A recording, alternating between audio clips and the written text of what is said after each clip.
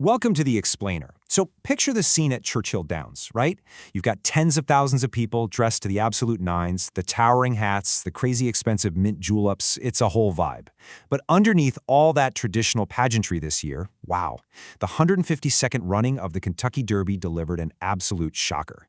We're talking an unbelievable underdog victory from a horse named Golden Tempo. This run completely flipped the script and, as you'll see, shattered a massive glass ceiling in the process. Okay, let's dive into this, because Golden Tempo absolutely did not walk into Churchill Downs as the favorite. No way. He entered the starting gate with steep 23-1 odds. Now, Golden Tempo is the son of the legendary two-time Horse of the Year, Curlin, and yeah, he'd shown a little promise at the Louisiana Derby and Risen Star Stakes. But experts, they frankly didn't consider him a serious contender. Pretty much everyone's eyes were locked on the 5-1 co-favorite, Renegade. But then, boom. In this dramatic, incredible come-from-behind surge, Golden Tempo just overtakes the pack down the stretch. He stunned the crowd and left the heavily favored Renegade stuck in second place. Let's start breaking down this truly historic run for the Roses.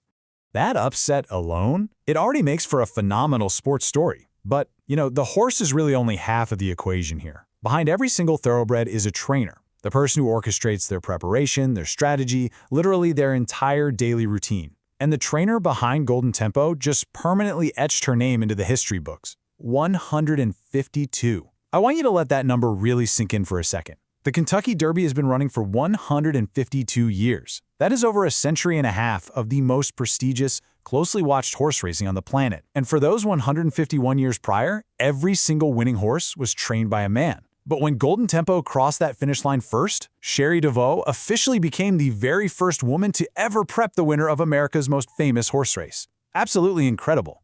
DeVaux was, understandably, nearly speechless right after the win, but she gave this quote that just perfectly captures the weight of her achievement. She said, "I'm glad I can be representative of women everywhere. We can do anything we set our minds to." And to give you some historical context on just how tough this mountain has been to climb, before DeVaux's monumental victory, the absolute closest a female trainer had ever come to the winner's circle was 34 years ago. That was way back in 1992, when Shelley Riley prepped Casual Lies to a second-place finish. DeVaux just took that door and kicked it completely open. Let's move to and see how this builds by setting the stage at the 152nd Derby. To truly appreciate this historic victory, we really need to understand the absolute chaos and electricity of the environment where it actually happened. The Kentucky Derby is notoriously unpredictable, and man, the lead up to this specific race was no exception at all. The atmosphere was staggering. We had over 150,000 fans packing the grandstands, just generating this massive wall of noise. But behind the scenes, the field of competitors was actively shrinking. First, you had a strong 8-1 contender named the Puma scratched less than 12 hours before post time. He had a swollen leg from a skin infection. Then, in a truly terrifying moment right before the race started, a horse named Great White actually bucked up and flipped over on his way to the starting gate, completely tossing his jockey, Alex Sicard. Now, fortunately, Sicard was seen walking around afterward, which is great news, but Great White had to be immediately scratched. So all this late-stage drama reduced the massive 20-horse field down to 19.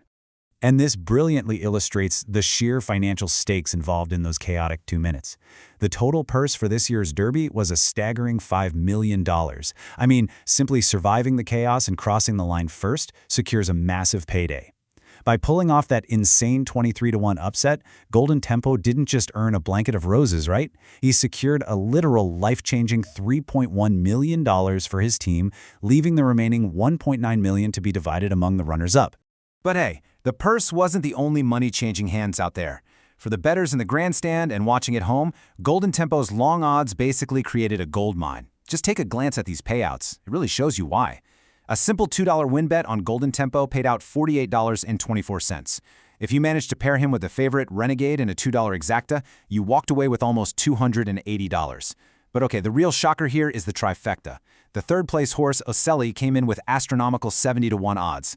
Because of that, if you placed just a single $1 trifecta bet, correctly guessing Golden Tempo, Renegade, and Ocelli in that exact order, your $1 bill just turned into over $11,250. That right there is the absolute magic of Derby Day upsets.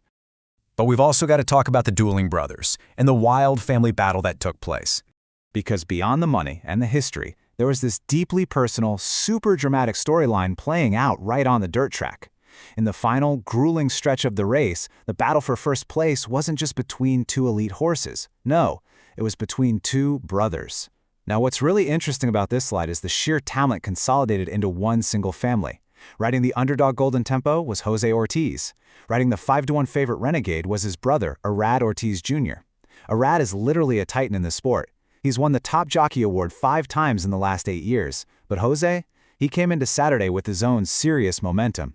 Literally just the night before, Jose won the Kentucky Oaks riding a filly named Always a Runner. So by outdueling his own brother down the final stretch on Saturday, Jose claimed the incredibly rare Oaks Derby double. It's a feat so ridiculously difficult that jockeys were actually joking in the locker room that only like 10 guys in history have ever pulled it off.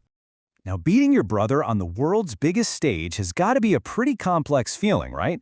Jose, with actual tears streaming down his face during the broadcast, gave this incredibly poignant quote. He said, "I want him to win the Derby, of course. I know it's his dream as well, but today's my day and Golden Tempo's day."